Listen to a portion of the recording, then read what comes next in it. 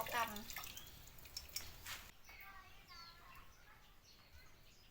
ทุกคนสุกแล้วเขากำสบายดีทุกคนยินดีต้อนรับทุกคนเข้าสู่ซ่องสาวจ่อยผู้ไทยดอนกองมื่อนี้สาวจ่อยกะอยู่เหือนคือเก่าทุกคนแต่ว่ามื่อนี้สาวจ่อยสิมานึ่งข้าวกำแล้วทุกคนสาวจ่อยบ่ฮู้แนวสิเอิ้นได้เนาะแบบบ่ฮู้ว่าอันทางบ้านอันคนอื่นเนี่ยสิเอิ้นแนวใดเนาะแบบเขานึ่งข้าวกำแล้วก็เอาน้ำตาลใส่แล้วก็เอามะพร้าวใส่สาวจ่อยบ่ฮู้แนวสิเอิ้นแต่ว่าบ้านสาวจ่อยสิเอิ้นว่าข้าวกำหั่นนะแบบเอิ้นข้าวกำซื่อๆเดี๋ยวไปเบิ่งกันเลยเนาะทุกคนเดี๋ยวสาวจ่อยสิลงไปนึ่งอยู่และเฮือนไผ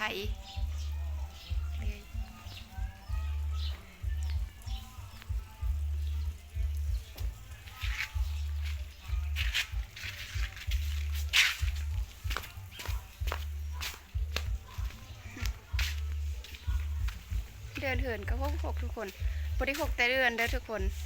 เหินสาวจ่อยก็หกคือกัน ทางไหนนะโคตรหกเลยนี่สิขึ้นไปเฮ็ดอยู่เฮือนไผ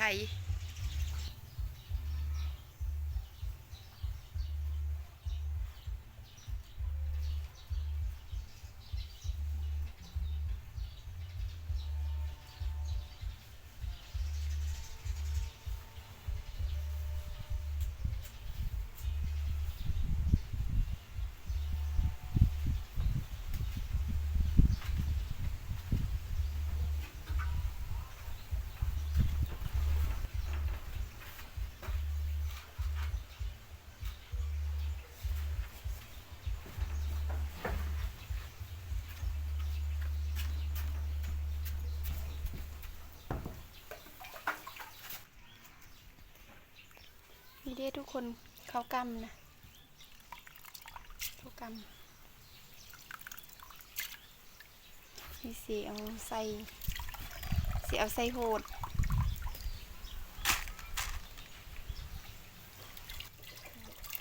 เขากำ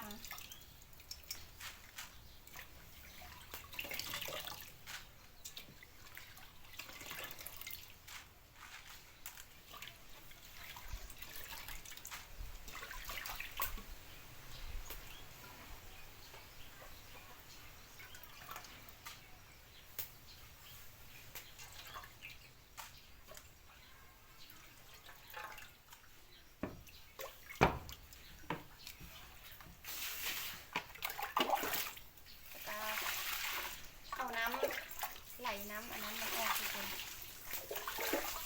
มันหมดวาง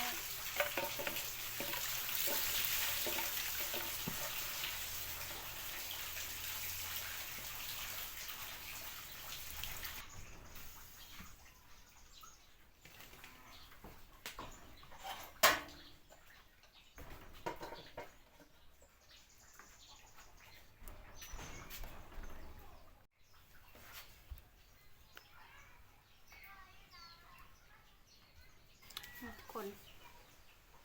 มะพร้าวที่สีอันใส่เขากำมันนี่แหละทุกคนและมันนี่อันในระหว่างที่ท้าเขาซุกเนาะทุกคนท้าเขาซุกนะสาวจ่อยสิลงไปผ่ามะพร้าวแล้วก็เอาขึ้นมาขูดเว้นมะพร้าวเดี๋ยวสาวจ่อยสิลงไปผ่ามะพร้าวเลยเนาะทุกคนอยู่ตารางพุ่นแหละเดี๋ยวสาวจ่อยสิผ่ามะพร้าวด้วยทุกคนวันนี้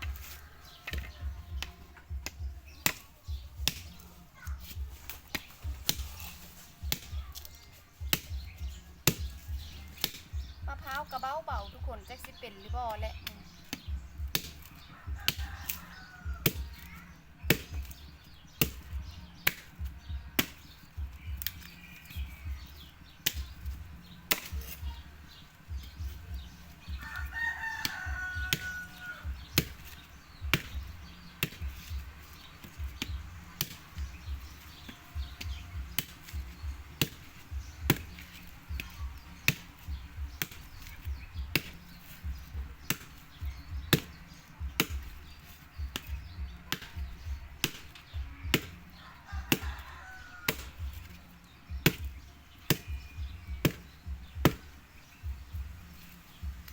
บ่เฮาพร้อมทุกคนเลย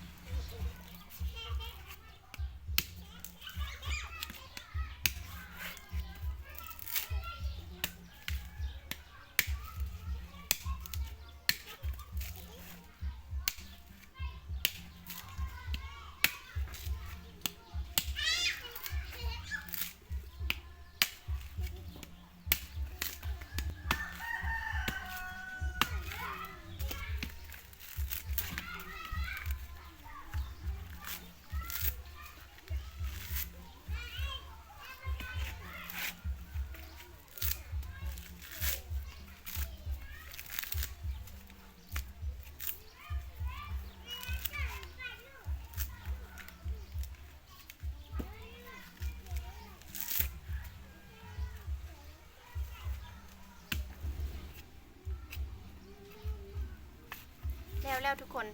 มันนี่สิผ้ากลางเอาน้ำมันออกแล้วก็ขึ้นไปขูดมาเสียนได้ยินเสียงตู้นำเด้อทุกคนเพราะว่าเขาเปิดตู้อยู่ผู้และเหินข้างๆทางลังเพราะว่าเหินมันแบบเหินมันเคือเดียวนะเหินมันติดเดียวอยู่มันก็เลยได้ยินเดี๋ยวสะจ่อยสิน้ำมันกระบุมีทุกคนเลยสิบไรดอก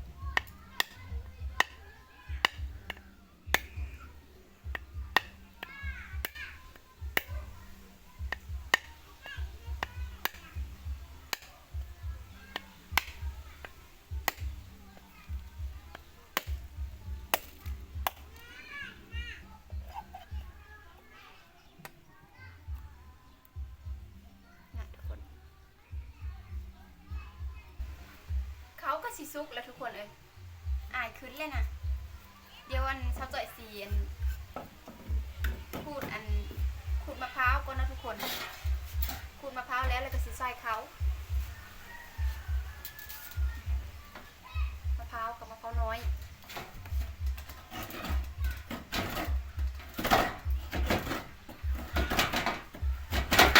โอ้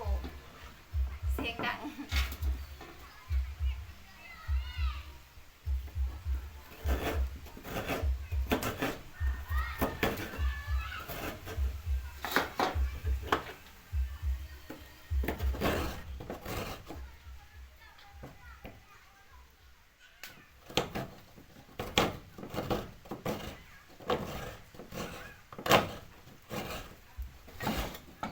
แล้วทุกคนมะพร้าวขูดมะพร้าวเขาก็ซุกแล้วทุกคนเลย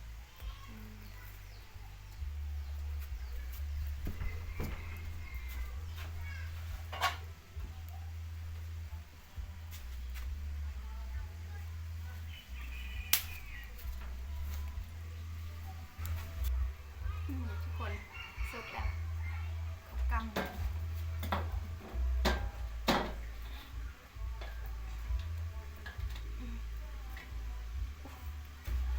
ออกช่องเสียดายด้วยทุกคนน่ะ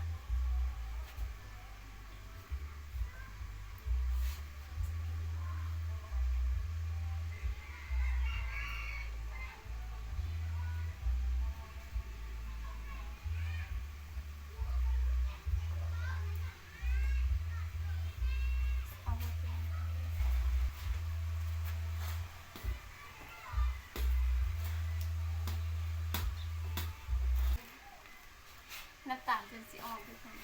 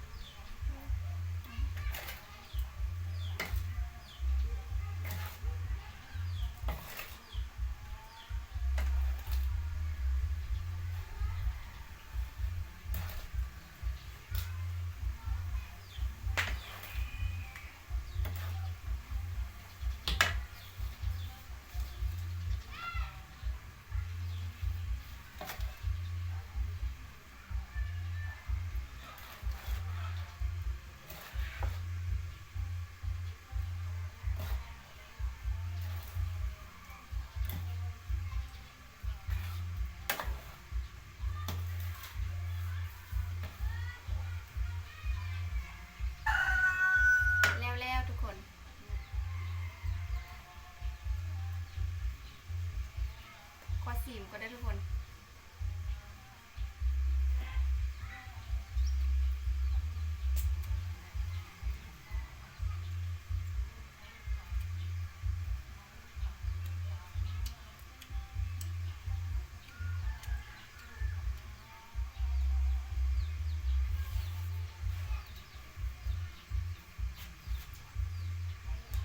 แซ่บทุกคนซอสจ่อยกับซีแยกเด้อทุกคนแยกแปลว่าอันซีแยกออกไว้นี่อันเอาเว้นเธออันไอายกับพ่อแบบไอายหั้นนะให้เห็ดให้กินมื้อนี้นะแล้วก็ซอสจ่อยก็เยอะพร้อมแล้วก็เลยเห็ดแหละตัวนี้ก็สิเอาไปเสียไปเธออันข้าวปลากับแม่เพราะว่าอันสิเพิ่นนั้นลิ้นอยู่เพิ่นแม่เฒ่าแหละซอสจ่อยกับสีแบงแล้วก็สีเอาไปให้อันข้าวแม่เลย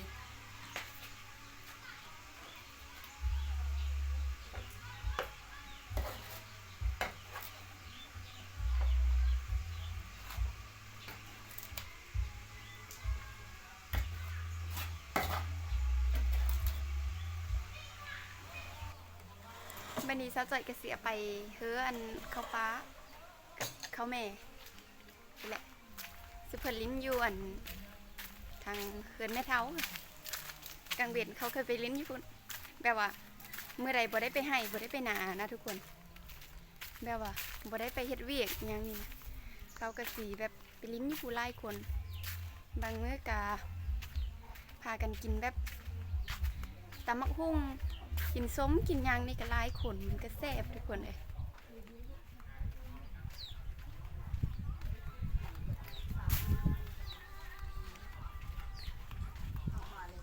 ข้าวกำตัวไปเนี่ยเจ้าอยู่แล้วเดี๋ยวว่าเอ็ด ได้อยู่เราคนละคำ พวกมูยังไหวก็โดเองยังไม่มืออยู่หมาเล่ เอาไหว ไหวเองก็ต้องตัก ฮะโบเห็ดข้าวก เบิ้ลเสร็จบ่เดี๋ยวข้าวน้ำตาล ำกินข้าวกำ เนี่ยว่าพี่อ๋อพี่เราก็ปั้มเมื่อก่อน